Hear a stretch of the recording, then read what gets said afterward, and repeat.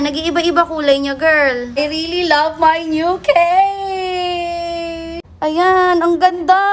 Guys, nagtataka talaga ako kung bakit naka-silent lagi yung phone ko. So, this one yung binili kong case. Nabibigla-bigla ako, girl, kasi napapansin ko, pag may mga tumatawag, kahit si Bobby, hindi siya tumutunog. Kahit hindi ko naman siya sinasilent. Look, naiipit pala siya dito, girl. So, ngayon, bumili ako ng bago. Very cutesy. Sino mahilig ng anime dyan? So, papalitan ko muna siya kasi hindi ko in-expect na mag-automatic silent siya. Siguro baka dahil din sa mga nilalagay kasi ako sa likod ng mga pampaswerte. Ayan. Siyempre, Lucky Charm. Tapos, picture ni Macy at ni Bobby. Tapos, isang bagong 50 pesos. So, gagamitan na natin itong bago, guys. Look.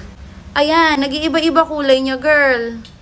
Ah! Perfect. Lagay natin. Tada! Bobby, very cutesy! Look, my new case! At check natin. O, tingnan nyo. Naka-automatic na naman siya kasi natatamaan talaga siya, girl. So, ayan, ibabalik natin para hindi na siya mag-automatic silent. So, pagtatawagan ako ni Bobby, talagang masasagot ko na kasi maririnig ko na tutunog na siya. Papakita ko sa inyo ng closer look, ha?